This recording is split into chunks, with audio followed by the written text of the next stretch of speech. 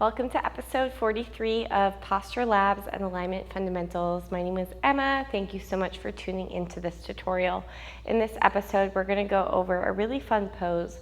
I don't often use the Sanskrit name of this pose, but it is Camatkarasana, and it's wild thing pose.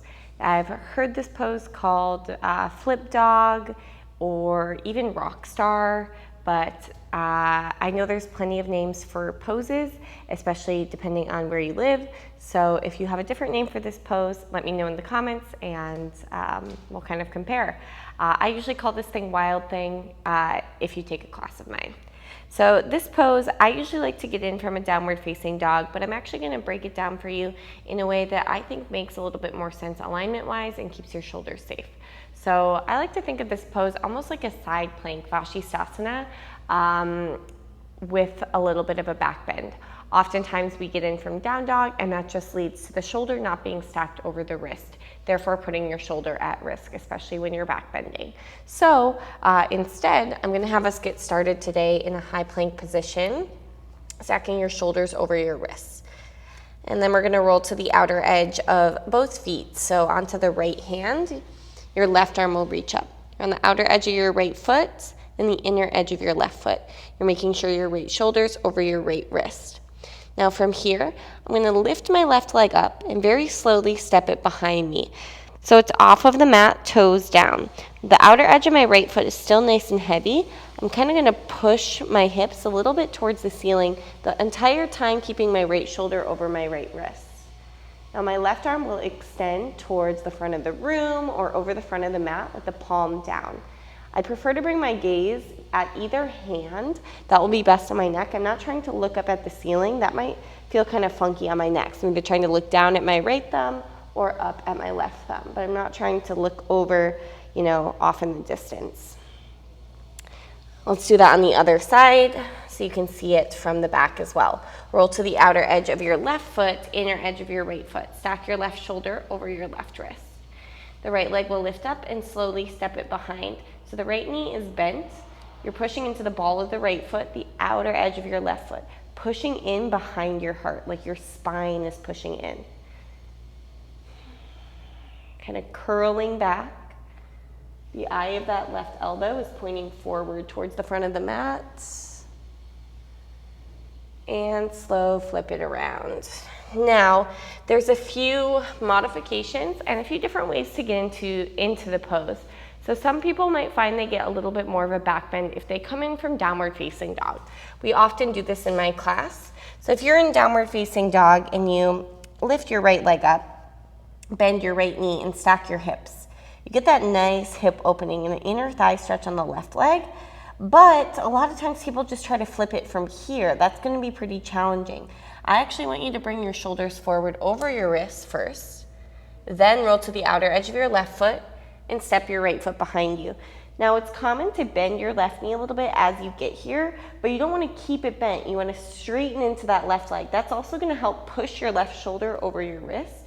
So you're not just in this kind of like reverse table, like break dancing position, which is what I see a lot of the times is people keep that left leg bent.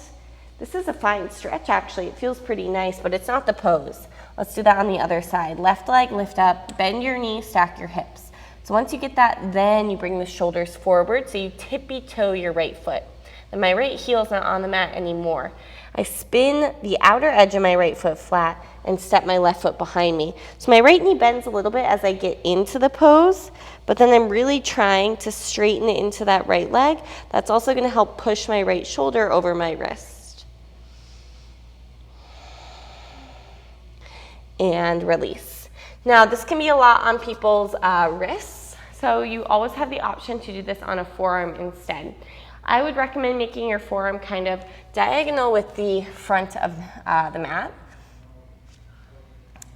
Rolling to the outer edge of the left foot.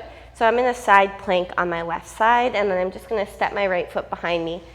I can also extend my top arm overhead. So same exact pose. I'm probably not going to get as deep of a back bend because I'm on my forearm, but I can still do the pose if this causes me too much wrist pain.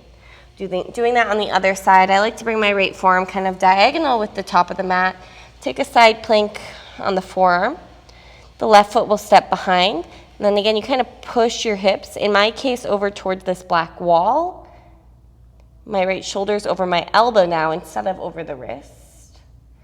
And release.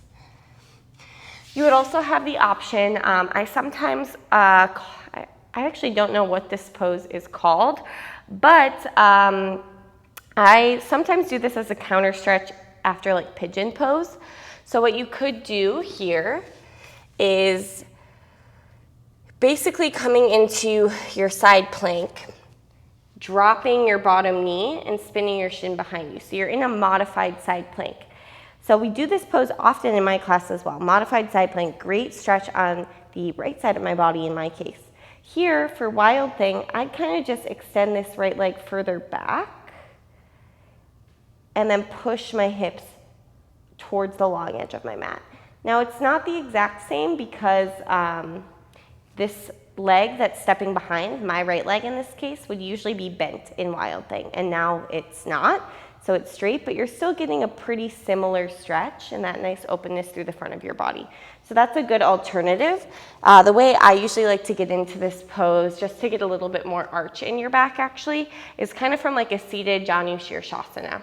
Your left hand, so I'll break it down. If my right leg is straight, foot flex, the bottom of my left foot's at my inner right thigh. I'm gonna plant my left hand at the back of the mat, push my hips towards the camera, and then start to curl back. And then lowering my hips down. So my left fingertips pointing towards the back of the room, push my hips forward, lift up, and lower down. Again, it's not the exact same, it's not a perfect modification, but it is similar. All right, I think those are the only modifications, the only other options I really have. Dropping down to your forearm, using your bottom knee. The most important parts of this pose are to keep your shoulder over your wrist. That's really just going to protect your shoulder when you're rotating and back bending. The other thing is that bottom leg really should be straight. So a lot of people, I see it bent, it really should be straight, and the other leg is bent, pushing through the ball of your foot. If you have any other tips, tricks, or alignment cues you like to use or hear in Wild Thing or Camatkarasana pose, go ahead and let me know in the comments below. I also look forward to hearing what you might call this pose other than Wild Thing, Flip Dog, Rockstar I've only heard once, so if you call it that, let me know. See you guys next week for our next tutorial.